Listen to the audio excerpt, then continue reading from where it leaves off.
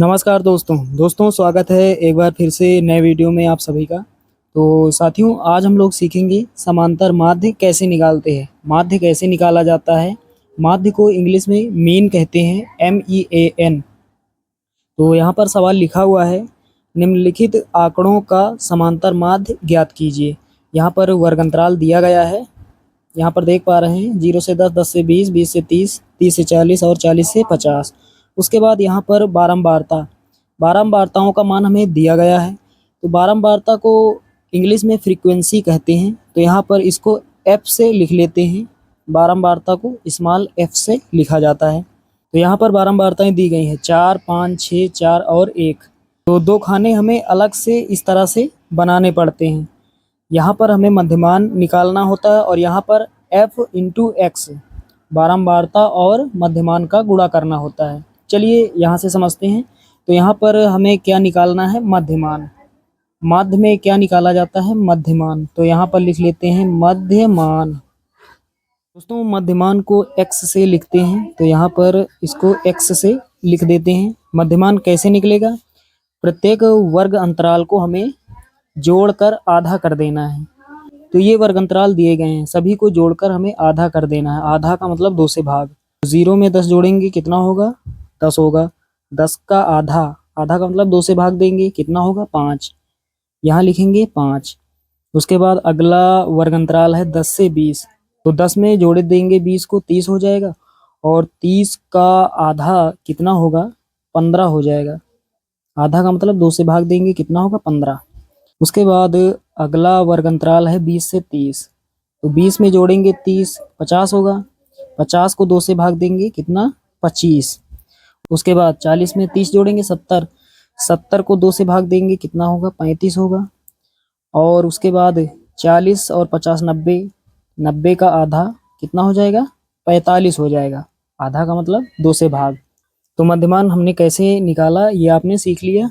उसके बाद यहाँ पर हमें क्या करना होता है, यहाँ पर हमें F इंटू एक्स करना होता है। इंटू का मतलब गुणा, F का गुणा करना है x के साथ। F क्या है, बारंबारता, और x क्या है, मध्यमान। तो बारंबारता का गुणा करना है मध्यमान के प्रत्येक पद के साथ।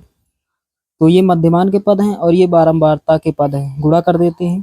5 का पहाड़ा 4 बार, आमने सामने का गुणा करना होता है, तो गुणा कर देते हैं। 5 का पहाड़ा 4 बार, 5 चौके 20 हो जाएगा।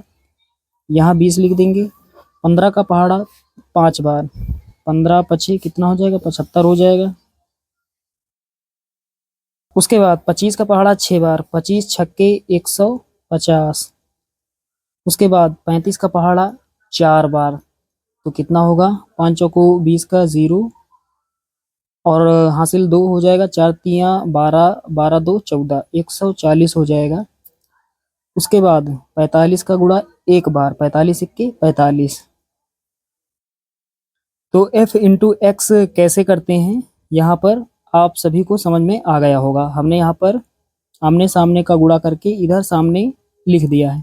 अब हमें करना क्या होता है, अब ये जो बारंबारताएं हमें दी गई इनको हमें जोड़ना होता है।